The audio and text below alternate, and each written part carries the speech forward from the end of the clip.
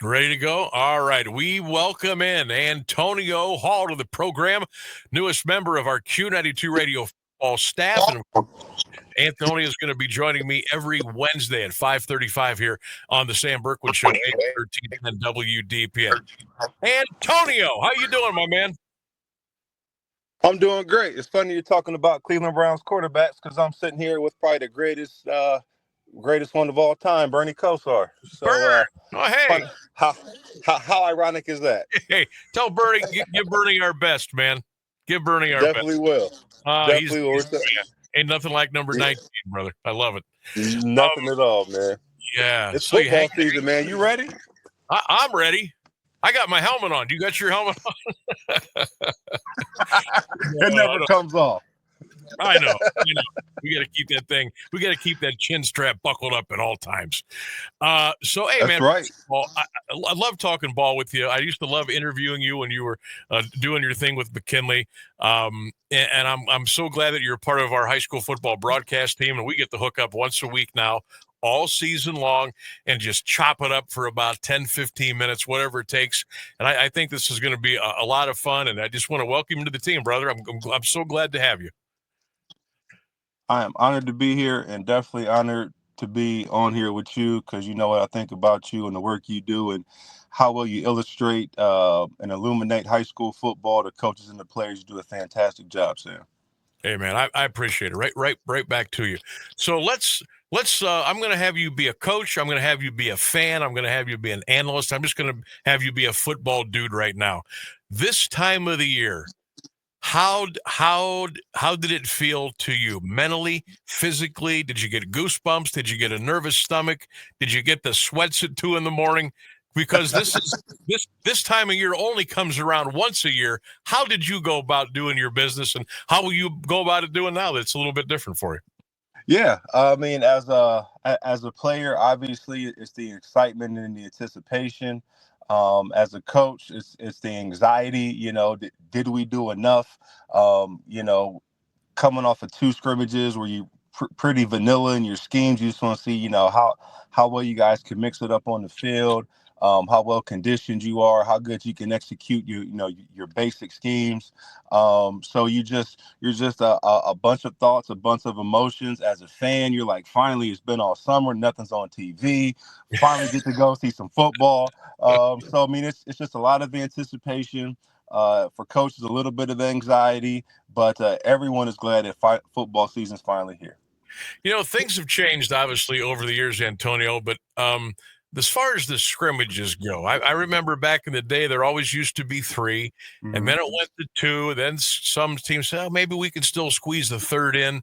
Some coaches wanted to do that, some didn't. What was your comfort zone there as far as preparation for the regular season? Did you prefer 2 or 3? How was that for you? I think I would prefer 3. Okay. Just because, there's so much, I guess, development and progression happens between, that second and third week of a competition, whether it's a scrimmage in a scrimmage or a scrimmage in the game.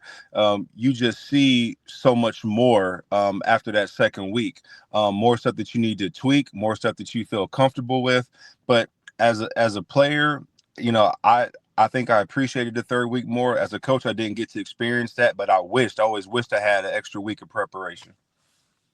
As far as getting ready for the season, and I've heard for years from a lot of coaches over the decades that they've always stood by regular season. You're going to see your biggest jump, your biggest improvement between week 1 and week 2. Is it still that way? Is it still that way?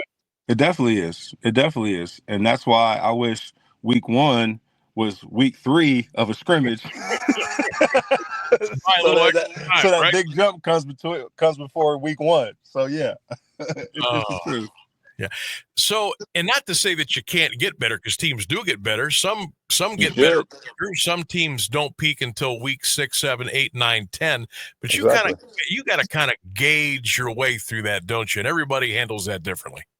Definitely. I mean, as a coach, you want to get better at something every single week. It may not be the same thing, but you just always want to see improvement, right? If it was tackling last week, it's pursuit this week, or it's coverage the next week. And so, you're always looking at what can we improve upon that next week, hoping that you don't have the backslide in the stuff that you're already doing pretty well. But any good coach will know you get what you emphasize, you get what you focus on. And as you move through the season, you see different things that you can focus on to improve upon. So you're right. The good teams are peaking at about week 6, 7, and 8, and they keep that progression on through the playoffs. Antonio Hall is our guest, the newest member of our Q92 Radio Sports Network. He's going to be the color analyst all year, along with Keller, calling high school football games. And I've got Antonio every Wednesday at 5:35 here on AM 1310 WDPN, as we'll break it down for you all season long. Coach, we had something pop up today, and I want to get your thoughts on it. There was a cancellation all of a sudden this morning with Norton and Northwest due to some illness in the Norton school and in the football program, so they had to cancel this morning. And now it's like, okay, now what do we do? If you're a coach of Northwest, you've been getting ready, you've been preparing, and now you're not going to play. What's your game plan with your kids? How do you handle that? Oh man, I just got anxiety going back to the COVID days, man. It's just like a whole lot of bad emotions started resurfacing right there. My bad. But but I mean that's just it, man. But as a coach, you always teach your guys to get uncomfortable, being uncomfortable. You always have to adjust and adapt. You always have to keep your focus where it is. And obviously, there's a big letdown because it wasn't a game this week, but we still have another week to get better for our season kickoff the following week. So it's just keeping things in perspective and making sure you guys approach it with the right mindset. So we're going to kick things off tomorrow. There's a doubleheader tomorrow night, Central Catholic Perry on 92.5, Q92 Radio Stream. We've got Sandy Valley Fairless. We're all looking forward to listening to both of those games. Little couple of changes this year with the OHSAA. Only 12 teams going to be in the postseason. Mm-hmm. But they're going to do a bye now in the first round. Your thoughts, first of all, Antonio, on going from 16 to 12, which I think is a good idea. Mm-hmm. Second of all, what's your take on the bye week? What do you think? Yeah, I mean, I definitely feel that, less is more when it comes to playoffs. So, I was a fan of them decreasing the amount of teams who make it into the playoffs. But as a bye week, I mean, as a coach, you really have to look at it based on what your circumstances are. I mean, if it's week 8 and 9 and, most of your dogs are banged up and, really being held together with duct tape and glue, you look forward to that bye week if you earned one to kind of heal up. If you're a team that's, you're just hitting your peak weeks 7, 8, 9, week 10, you play your best football, then you got to take a week off. Sometimes it can deflate the sales. And so it really just depends on your circumstance. But there's definitely a challenge as a coach to getting your guys back in game mindset after having a week off, especially after playing for 10 weeks straight.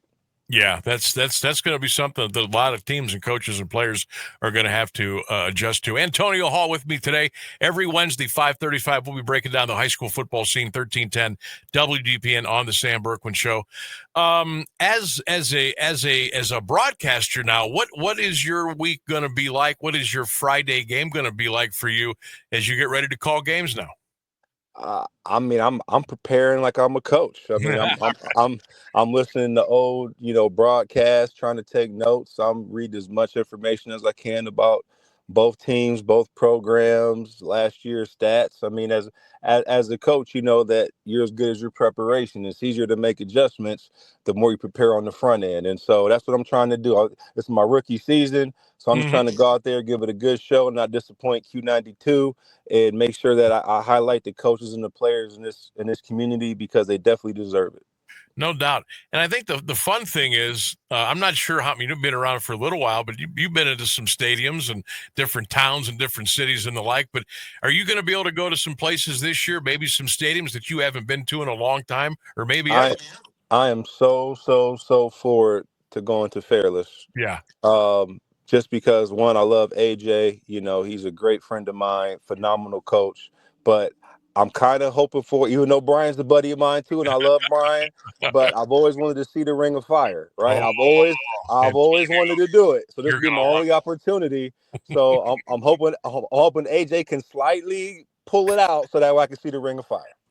He'll probably call a triple reverse with no time on the clock, and they'll probably win. That's what he'll do. You know that. You know that. Whatever it takes. Whatever it takes. Hey, I'm gonna tell you what, that's a hot ticket down there. You're gonna love it. That a Fairless football game nowadays is like, it's fun. They do a heck of a job down there with the music and the intros and all the stuff that goes on, and they play a real exciting brand of football. And I know Sandy Valley's going to bring it. You're going to have a heck of a night tomorrow. I'm looking forward to listening to that. I'm so excited for tomorrow night. That's going to be a lot of fun. That really is. So now Friday, where will you be Friday? Friday, I'll be at Jackson, taking on Chardon. And, okay. You know, last year, obviously, we saw Jackson twice. Last year, we scrimmaged Chardon. So I'm very familiar with both programs, both coaches. That's going to be a fun one, too. Oh, that is going to be fun. So what are you looking forward to most at being in the broadcast booth now? I'm sure it's a little different rush than coaching or being on the sidelines or even coaching from the press box. What are you most excited about now with this new gig and knowing that every Friday night you're going to be somewhere different and you're going to be like the eyes and ears for all the people out there listening and watching?